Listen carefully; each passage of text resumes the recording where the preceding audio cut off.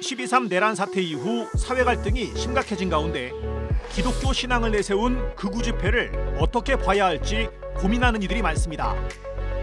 한국 교회 안에 깊이 자리 잡은 왜곡된 근본주의가 혼란한 정치 상황에서 과격한 모습으로 표출되고 있다는 분석도 나옵니다.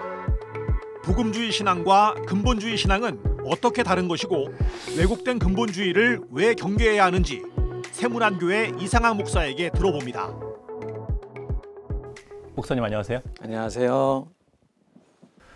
복음을 들고 선교사가 이 땅에 들어온 지 140년. 예.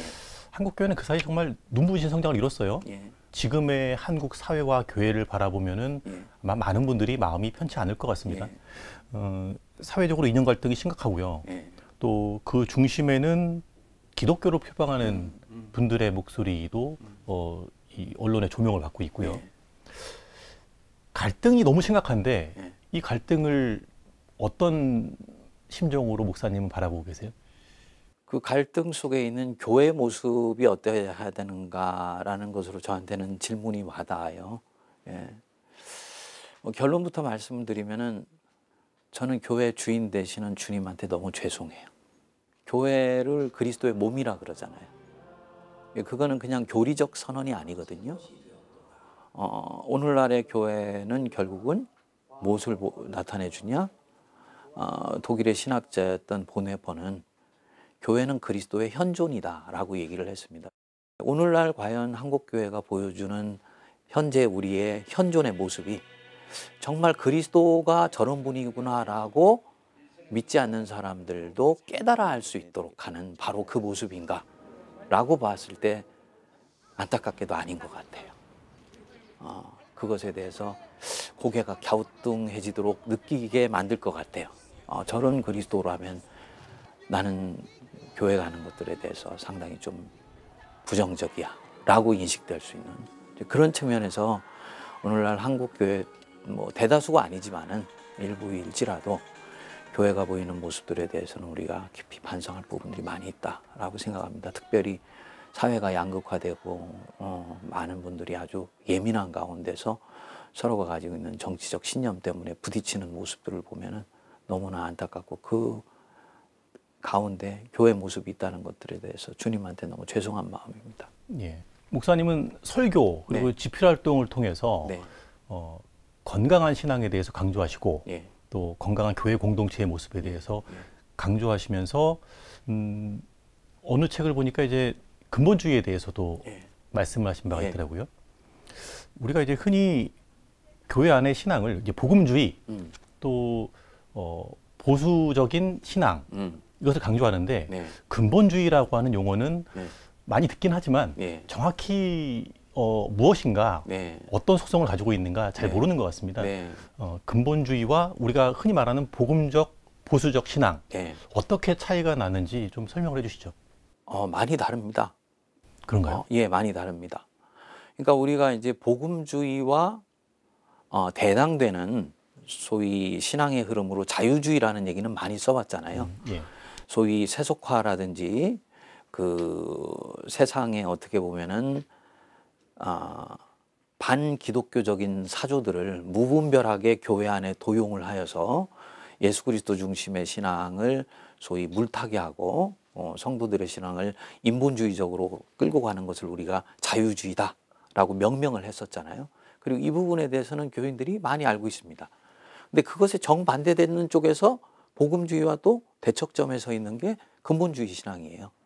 일종의 이제 현상이라고도 볼 수 있는데 그런 부분을 의외로 잘 교인들이 모르고 있는 것 같아요.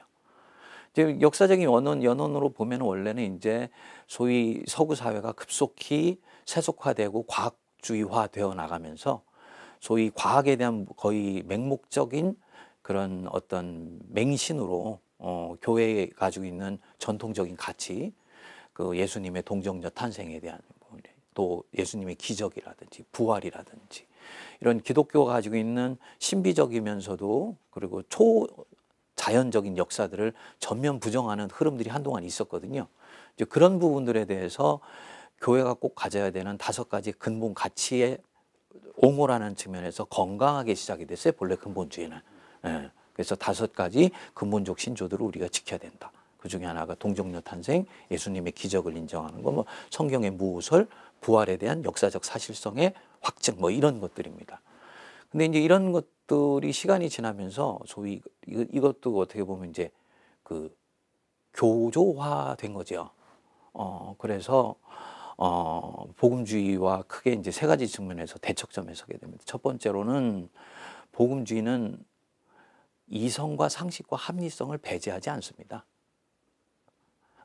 그 부분들에 대해서 신앙적으로 교화를 하여서 복음이 세상과도 소통이 가능하고 또 과학이나 또 인문학적 산물들, 철학이라든지 이런 부분들의 중요한 결과물들 같은 경우는 하나님이 역사를 통해서 우리에게 주시는 일반 은총의 영역으로 받아들여서 교회 안에서나 복음 안에서 그것들을 녹여내거든요. 그런데 이 근본주의는 이성이나 상식이나 합리성들을 전면 배제하는 경향이 있습니다. 이유는 뭐냐면 그것들은 인본주의적이고 또 인본주의적인 것들은 반신적인 것이기 때문에 교회의 복음과는 양립할 수 없다라고 선을 긋죠. 문제는 그러다 보니까 자연히 세상과 교회가 서로 분리되고 또 교회가 세상으로부터 고립화되는 현상들이 시간이 지나면 나타나는 것이죠. 이제 이런 측면이 하나 있고, 두 번째로는 복음주의 신앙은 스스로를 순수한 신앙의 모습으로 가져가기를 자처합니다. 그렇기 때문에 탈정치적입니다. 복음주의는.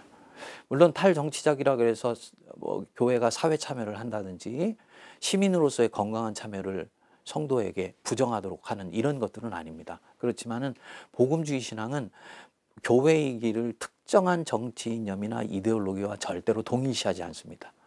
하나님의 나라의 확장이라든지 전도라든지 복음 사역을 통해서 소위 세속사회 한복판에 하나님의 통치가 임하도록 하는 것이 초점이지, 특정 정치 이념이나 문화 이념을 곧 교회 것으로 당장 가져와서 그것을 관철해내는 것을 곧 하나님의 나라라고 동일시하지 않습니다.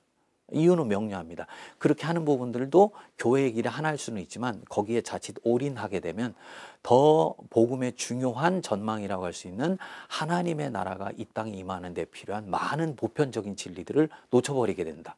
그래서 교회가 스스로를 개토화시켜버리는 그런 뭐랄까 선교 전략에 실수를 저지른다고 봐요. 그래서 교회는 가능하면 탈정치적인 것들을 입장을 가져간다는 거예요. 거듭 말씀드리지만 교회 다니는 성도들이 시민으로서 참여하는 것들을 부정하는 건 아니에요. 투표 행위를 한다든지 특정 정당의 옳고 그름을 정치적 신념으로 표현하는 건 적극 권장합니다. 그렇지만 교회 자체가 스스로의 길을 어떤 특정 정치 이념이나 문화 운동들과 동의시하거나 거기에 올인하는 것들은 아주 조심하죠. 반면에 근본주의는 정반대라고 할 수 있습니다. 근본주의 현상, 근본주의 흐름 자체가 본인들이 그 자칫하면은 이성과 또 상식과 합리성을 배제함으로써 세상이나 사회로부터 고립되어서 결국은 동력을 이룰 수 있다는 걸 잘 알고 있습니다. 그러다 보니까 그 시대에 가장 핫 이슈가 되고 있는 정치 이념이라든지 어떤 문화운동들과 손을 잡고 혹은 그것을 본인의 것들로 가져와서 거기에 적극적으로 성도들을 끌어들여 가지고 하나의 기독교 운동의 흐름을 만들려고 하는 거죠. 즉 에너지를 거기서부터 가져오는 겁니다. 안으로부터 발산되는 성령의 에너지로 일을 하는 것이 아니라 특정 운동, 특정 정치 이념이나 문화 운동에 대한 찬성과 혹은 반대의 에너지를 가지고 운동의 에너지를 가져가는 거예요. 기독교 운동의 에너지를. 그러다 보니까 자연히 그 정치 이념을 찬성하고 반대하는 것이 내 편이나 네 편이나를 가르게 되는 안타까운 일들이 생길 수밖에 없는 것이죠. 그리고 세 번째 가장 결정적인 것은 복음주의의 영성과 근본주의의 영성 자체가 다르다는 거예요. 복음주의는 철저하게 그리스도 중심적입니다. 그래서 그리스도 안에서 교회가 세워져야 되고 그리스도를 통하여서 교회가 자라가야 되고 그리스도를 향하여서 최종적인 충성, 로얄티를 보여야 된다. 라는 게 복음주의가 가지고 있는 확고한 신념입니다. 그렇기 때문에 그 영성의 흐름은 예수 그리스도의 영성이라 할 수 있는 사랑으로 항상 내면적 정서가 흘러가도록 하는 것들을 가장 중요한 목표로 삼아요. 네. 그 영적 식별의 원리라고 할 수 있죠. 근데 반면에 근본주의는 앞에 얘기했던 두 가지 원인 때문에 그 영성이 굉장히 호전적이고 전투적입니다. 특정한 어떤 운동의 목표 속에서 적대자가 항상 있고요. 그리고 그것을 제거하거나 그것이 없어지는 것이 곧 하나님 나라의 승리라고 보고 영적 전쟁에서 승리하는 거라고 보는 겁니다. 그러다 보니까 자연히 나도 모르게 거기에 오래 젖어 있게 되면 아주 전투적이고 호전적인 영성을 가지게 되고, 그리고 그 영성을 계속 유지하기 위해서 나도 모르게 분노나 적개심이나 혹은 그 반대 개념으로서 두려움이라든지 불안함이라든지 이런 것들이 우리 안에 어떤 심리적 기조대로 흐르게 되죠. 이런 부분에 있어서 교회가 가지고 있는 본연의 영성과는 많이 떨어져 있는 부분들이다라고 볼 수 있을 것 같습니다. 예. 지금 우리 사회를 네. 들여다보면 네. 증오와 혐오가 가득하다는 생각을 예. 하게 됩니다. 예. 한편으로는 폭력을 당연시하는 그 어떤 목소리들도 있어서 네. 참 우려스럽거든요. 네. 이 말씀을 들어보니 이것이 이제 근본주의와도 닿아 있다는 생각을 하게 되는데 네. 그런가요? 전혀 무관하지 않다고 봐요. 저는 성경에도 나와 있는 중요한 우리 기독교의 뭐라 그럴까요? 세상 속에서의 자기 포지셔닝이라고 생각을 하는데요. 좌로도 우로도 치우치지 말라고 그랬잖아요. 그래서 교회를 다니는 그리스도인 내지는 교회의 길은 어느 특정한 좌건 우건 정치 이념에 절대로 자기를 동일시하지 않는 것이라고 봅니다. 왜냐하면 그 좌와 우의 정치 이념 상위에 그리스도에 대한 로얄티가 우리 안에는 이미 전제되어 있기 때문이죠. 그렇죠? 이제 그런 면에서는 우리는 교회의 길은 특정 정치 이념과 절대로 자기를 동일시하지 않고 거기에 올인하지도 않습니다. 보편적인 충성의 대상은 교회이기 때문에. 예수 그리스도 자신이기 때문에. 그리고 예수 그리스도 자신에게 충성한다 했을 때는 아까 말씀드린 대로 교회 안에 흐르는 영성은 당연히 사랑과 용서와 자비와 관용과 포용과, 그렇죠? 그리고 연합과 일치, 그렇죠? 그리고 거기서 나온 진리와 정의거든요. 이게 교회의 영성이에요. 근데 교회 안에 그릇된 영성이 흐르고 특정 그룹들이나 특정 집단이나 나와 성향이 다르거나 문화적 코드나 혹은 정치적 이념이 다른 사람들에 대한 어떤 혐오나 증오나 배제나 차별이나 이런 것들이 일어난다면 그거는 사실은 겉은 종교적으로 어떤 영성으로 포장되어 있을지라도 내용은 사실은 그리스도교의 영성과는 다른 영성이 흐르고 있는 것이라고밖에 볼 수가 없죠. 예. 그런데 고민되는 점은요. 예. 이제 교회와 사회가 지금 보여주는 현실의 모습이에요. 네. 정치 이념이 갈등으로 치닫고 있고요. 네. 그 가운데는 이제 신앙을 뒤섞어서 갈등의 중심에 서 있는 분들이 적지 않은 네. 현실입니다. 네. 올바른 기독교 신앙은 이런 것이다. 복음적 신앙은 이런 것이다라고 이제 설명을 해도 들으려 하지 않는 분들이 또 많은 게 사실입니다. 네. 목회자로서 그런 분들을 만나면은 좀 고민도 될 것 같아요. 네. 어떻게 그분들께 올바른 신앙, 바른 공동체의 모습으로 돌아오게끔 말씀을 할 수 있을까요? 예. 목회자가 가져야 되는 포지션은 일관돼야 된다라고 봅니다. 뭐냐면 그분들도 먼저는 사랑으로 품어야 되죠. 당연히, 그렇죠? 그분들이 예를 들어서 잘못된 포지셔닝에 지금 서 있다 해가지고 정죄하거나 판단하거나 이렇게 함으로써 배척하면 안 되고요. 그분들도 하나님이 사랑하시는 양떼들이라고 믿고 먼저는 품어야 되고, 그 사랑의 마음의 기조 속에서 바른 것들을 얘기해 줘야 된다고 봐요. 이 부분에서는 지치거나 낙심하면 안 된다고 생각을 합니다. 그 양을 살피는 마음으로. 그렇지만 이미 어떤 한 가지 성향에 딱 마음이 이미 꽂혀 있는 경우에 그걸 돌이키기는 쉽지 않죠. 하지만은 그 흐름이 쓰나미처럼 지나가고 난 뒤에 자기 내면 안에 일어나는 현상들을 정직하게 들여다보면 이것이 성령의 역사인지 아니면은 인간적인 역사였는지 심지어는 악령의 역사였는지 드러나게 된다고 봅니다. 그래서 그때 돌이킬 수 있는 기회를 갖기 위해서라도 미리 얘기해 주는 것은 굉장히 소중하다라고 생각이 되고요. 또 한편으로는 그쪽으로 자꾸 관심을 기울이려고 하는 흐름들도 있지 않습니까? 이분들을 위해서는 저는 굉장히 중요한 부분이라고 생각해요. 근본주의라는 것들을 얘기해 주는 거. 이름 붙이기가 무엇보다도 우리가 내 안에 일어나는 현상을 바르게 설명하는 데 굉장히 중요하다고 얘기를 하거든요.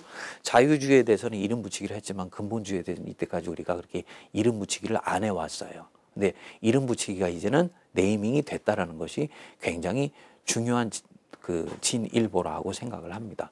그리고 그 부분에 대해서는 사랑하는 마음으로 주님에 대한 충성으로 얘기를 하면 교인들이 듣더라고요. 예를 들어서 뭐 저희 교회 이러긴 하지만은 우리 피택자 훈련을 할 때 제가 복음주의와 근본주의 또 우리 샘문안교회가 가지고 있는 그 복음주의적 에큐메니칼 신앙을 설명을 해주면서 요 근본주의 얘기를 안 할 수가 없습니다. 그래서 얘기를 해주면은 피택 장로님들이 어떤 반응을 처음에 첫 타임이었는데 3년 전으로 기억이 나는데 목사님 요거는 저희들만이 아니고 우리 교회 항존직이나 다른 안수집사 권사 피택자들도 꼭 교육이 돼야 된다고 봅니다 라고 얘기를 해주시더라고요. 그러니까 필요성과 중요성을 깨닫게 되신 거죠. 그래서 이제 그 뒤부터는 저희들이 항존직 교육을 할 때 복음주의와 에큐메니칼 개혁주의 신앙 이런 얘기를 할 때 꼭 이 얘기를 해주거든요. 그럼 교인들이 그 부분에서 듣고 중립 상태에 있던 분들, 혹시 이쪽에 대해서 조금 이렇게 미혹된 걸음이 있을 수도 있었던 분들, 이분들 같은 경우는 빨리 자기중심을 잡으면서 건강한 복음주의 신앙으로 자리를 잡는 걸 봤어요. 예. 예. 복음의 본질, 네. 신앙의 본질, 네. 또 한국교회의 모습을 냉정하게 또 네. 진단해보는 네. 예, 그런 생각들을 갖는 네. 기회가 된 것 같습니다. 예, 목사님 오늘 말씀 감사합니다. 예, 감사합니다.